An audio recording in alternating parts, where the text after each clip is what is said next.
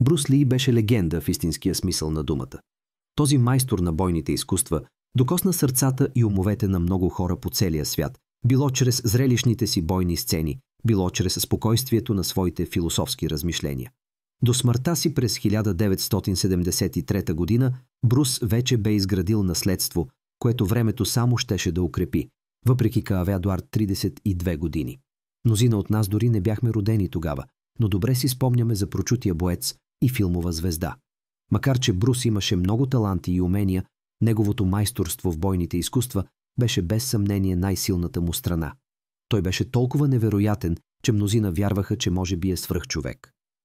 В този материал ще разгледаме няколко доказателства, които дават основания на подобни твърдения. Нека погледнем 10 доказателства, че Брус Ли е бил свръхчовек. Драгън флаг, драконов флаг. Издигането на Брус Ли на върха на света на бойните изкуства не беше никак случайно. Той знаеше още от малък, че е дестинет да стане велик боец и посвещаваше почти всяка секунда от живота си на усъвършенстване на уменията си, за да стане най-добрият. Ако имаш опит в бойните спортове, знаеш, че трябва да бъдеш в отлична физическа форма, иначе има голям шанс да бъдеш повален веднага, щом влезеш на арената. Но Брус беше толкова отдаден на своето изкуство, че почти стигаше до обсесия. Според съпругата му, той прекарвал цялото си свободно време и почти всички часове от деня тренирайки. Толкова дисциплиниран и концентриран беше. Брус поставяше особен акцент върху мускулите на торса, коремната област и тялото. Той вярваше, че тази част от тялото участва почти във всяко движение и техника, затова отделяше още повече време за нейното развитие. Но като човек предназначен за велики дела, не се задоволяваше с обикновени упражнения. Той изобретил собствена тренировка, наречена Драгон флаг. В това упражнение Брус лягал върху пейка и повдигал цялото си тяло, опирайки се само на раменете си. След това задържал позицията минути наред, повдигайки и спускайки тялото по желание. Днес Драгън флаг е основно упражнение в много тренировъчни програми за бойни изкуства и фитнес, макар малцина да могат да го изпълнят толкова впечатляващо, колкото Брус Ли. Брус хващал оризови зърна с клечки. Макар физическата форма да е важна за всеки боец, също толкова важно е и тренирането на инстинктите, а сред тях рефлексите са най-значими. Способността да мислиш бързо и да реагираш на промените около теб може да те спаси в битка, особено в критични моменти. Брус знаеше това много добре и обсебен от усъвършенстването, тренираше рефлексите си непрекъснато, но докато повечето използваха обикновени методи, Брус избра необичаен подход. Легендата гласи, че хвърлял оризови зърна във въздуха и ги улавял в полет с помощта на клечки. Ако си гледал класическия филм «Карате Кид» от 1984 година, вероятно си спомняш сцената, в която господин Мияги учеше Даниел да хване муха с клечки. Мнозина смятат, че филмът се е вдъхновил от легендарните тренировки на Брус Ли. Говори се, че той бил истински майстор в това упражнение и успявал да хване почти всяко хвърлено зърно. Няма видеодоказателства, но предвид неговата отдаденост е трудно да се повярва, че е било иначе. Брус имал необичайна сила. Когато чуеш думата свръхчовешки, първото, за което се сещаш, е сила. Героите от историите извършват невероятни неща, сякаш са нищо. Ако Брус е описван като свръхчовек, нормално е да е много по-силен от обикновения човек. И в много отношения беше така. На пръв поглед можеше да се усъмниш, че притежава такава сила, но Брус Ли доказвал обратното отново и отново. Той не беше най-мускулестият и масивен човек, а с относително малка фигура беше лесно да бъде подценен. Но това би било грешка. Достатъчно беше да гледаш няколко от тренировъчните му записи, за да разбереш колко невероятно силен е бил. Виж как работеше с боксовите чували. Повечето хора, които използват тежки чували, го правят бавно и контролирано, дори тренираните. Брус обаче буквално ги разбиваше, сякаш бяха направени от кашкавал. Говори се, че имал проблеми с обикновените боксови чували, защото ги пробивал и късал, така че в свой стил сам си увеличил тежестта на чувала. Нормален чувал тежи около 50 кг, но Брус използвал чували над 135 кг, почти 3 пъти по-тежки. И въпреки това ги правил на пух и прах. Ясно е, че не е бил човек, от когото би искал да получиш удар. Всеки спортува, едни повече, други по-малко, но това е друга тема. Сред най-популярните упражнения са лицевите опори и набиранията. Днес дори не е нужно да си боец, за да знаеш как се правят, а те са ефективни именно защото не изискват специално оборудване. но са достатъчно трудни, за да накарат тялото ти да работи. Всеки от нас има предел за това колко лицеви опори или набирания може да направи. Някои успяват 50 наведнъж, други едва 10. Няма нищо срамно в това. Но Брус беше на съвсем друго ниво. Ако ти имаш определен брой повторения, с които се чувстваш комфортно, Брус можеше да направи двойно повече без да се измори. А веднъж дори бил тестван да се види колко лицеви опори може да направи и, в своя уникален стил, вдигнал летвата. Той ги изпълнил с една ръка, използвайки само 2 пръста – палеца и показалеца, и въпреки това успял да направи до 200 лицеви опори и не спрял до тук. Опитал и варианта само с 2 палеца и направил над 100. А при класическите лицеви опори с 2 ръце се казва, че е успял да направи над 1500 наведнъж без почивка. Този човек беше истинска машина и със сигурност не би искал да се състезаваш с него във фитнеса. Брус започнал живота си като майстор на бойните изкуства и, подобно на много от онова време, посветил голяма част от времето си на усъвършенстване на уменията. Така че, когато Холивуд го повикал, той вече бил един от най-известните бойци в света. Но има един интересен детайл. Той почти изобщо не стигнал до филмовата индустрия. По това време технологиите за заснемане били още в началото си и камерите не можели да догонят движенията на Брус. Той бил толкова бърз, че режисьорите имали проблеми да го заснемат.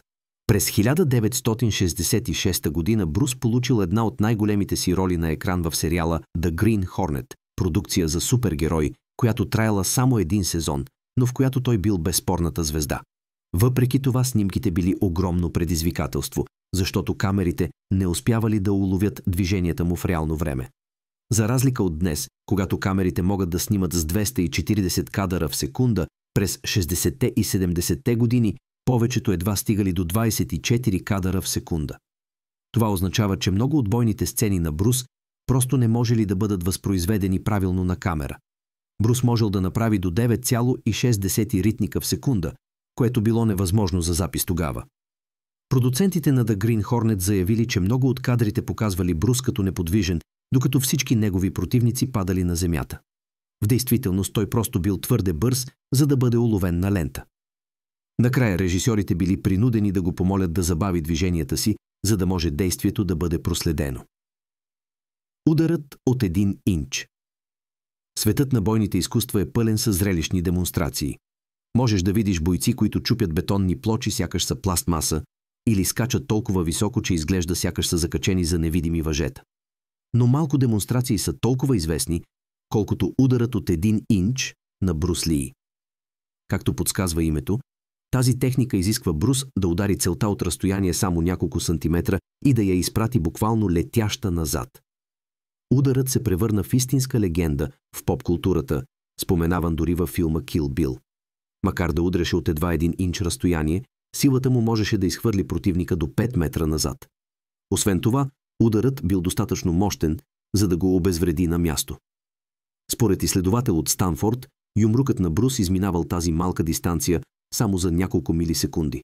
Тайната била, че силата не идва само от ръката. Брус генерирал мощта, започвайки от краката.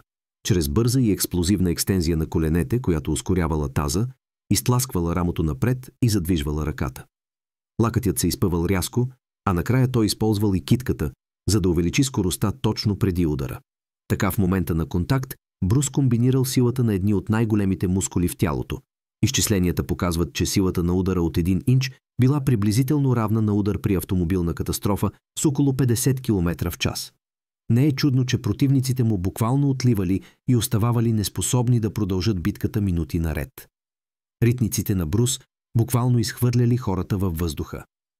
Решен да използва всяко оръжие, с което разполага, Брус бил еднакво опустошителен и с краката. Казва се, че една от най-ценните му притежания била тренировъчна щитова подложка, която използвал постоянно, за да упражнява ритниците си. Той я носил навсякъде и често канел други хора да я държат, за да тества ритниците си. Силата, която влагал в ритниците си, варирала, но свидетели твърдели, че Брус можел да удря толкова силно, че хората буквално били изхвърлени във въздуха. Светкавичният магически трик. Всички обичаме магически трик, който ни кара да се чудим и да вярваме в невъзможното. Брус, който не пропускал шанс да впечатлява, имал и малък магически номер. Още едно доказателство колко свръхчовешки били рефлексите му. Всички знаем класическия трик, в който магьосникът вади монета иззад ухото ти, но Брус го издигал на друго ниво. Той поставял монета в дланта ти и те молял да протегнеш ръката. Твоята задача била да стиснеш юмрук веднага, щом забележиш движение, за да не може той да вземе монетата. Звучи лесно, но истината е, че Брус бил толкова бърз, че никой не успявал да го спре. Всеки път успявал да вземе монетата преди ръката ти да се затвори. Още едно доказателство за невероятната му скорост. За допълнителна трудност, той решил да промени трика и вместо просто да вземе монетата, заменял монетата с друга, напълно различна. Всичко това преди ти да успееш да стиснеш юмрук. Представи си, ако Брус Ли беше избрал да стане крадец на джобове вместо майстор на бойните изкуства. Вероятно, щеше да натрупа цяло състояние. Беше невъзможно да бъде ударен. Уменията на Брус Ли като боец станали очевидни много рано, но по една или друга причина доста хора още имали нужда да бъдат убедени. Въпреки че до 60-те години вече бил световно признато име, Брус често бил предизвикван на улични битки. Мнозина се чувствали длъжни да се убедят сами или просто им харесвало да бъдат удрени, кой знае. Макар че в повечето случаи игнорирал тези предизвикателства, понякога бил принуден да демонстрира уменията си, а реакциите били потресаващи. На снимачната площадка на Enter the Dragon Брус бил предизвикан на бой и приел. Той успял да повали опонента си, избягвайки всяка негова атака и накрая го хванал в позиция на подчинение, притискайки го до стената. След като приключил, Брус, винаги щедър, дори му дал урок по бой. Да победиш някого и след това да му обясниш как точно си го направил, това вече е истинска класа. Той извади нечия рамо с една плесница. Досега говорихме за невероятните постижения на Брус и за това как тялото му не издавало истинската му сила. Но ако още има съмнения, ето още едно доказателство. Макар да бил много по-силен от повечето хора и да имал нужда от специално оборудване за тренировки, понякога се налагало да се бие с истински хора. Не знам защо някой с всичкия си би сметнал за добра идея да се изправи срещу Брус Ли, но явно през шестите имало достатъчно самоуверени. Говори се, че по време на една такава тренировка Брус извадил нечия ръка от рамената става. И не става дума за случайен човек. Вероятно бил много добре подготвен майстор на бойни изкуства, който вярвал, че може да се мери с великия. Въпреки това Брус му извадил цялото рамо. Разказва се, че Брус бил изненадан, когато бил обвинен след инцидента. Според думите му той дори не го ударил силно, а онова, което мнозина помислили за юмрук, всъщност било просто лека плесница. Още веднъж, урокът е ясен. Никога не се доближавай до ударите на Брус Ли. Като имаме предвид всичките му постижения, лесно е да разберем защо мнозина го смятат за най-великия майстор на бойните изкуства на всички времена. Може би истинската причина да стане толкова добър в битките е просто това, че не е бил обикновен човек. Не знам защо толкова много хора са дръзнали да се изправят срещу него, но поне са станали живото доказателство, че Брус е бил полубог, който е ходил сред нас. Кое от тези постижения те шокира най-много? Кажи ми в коментарите.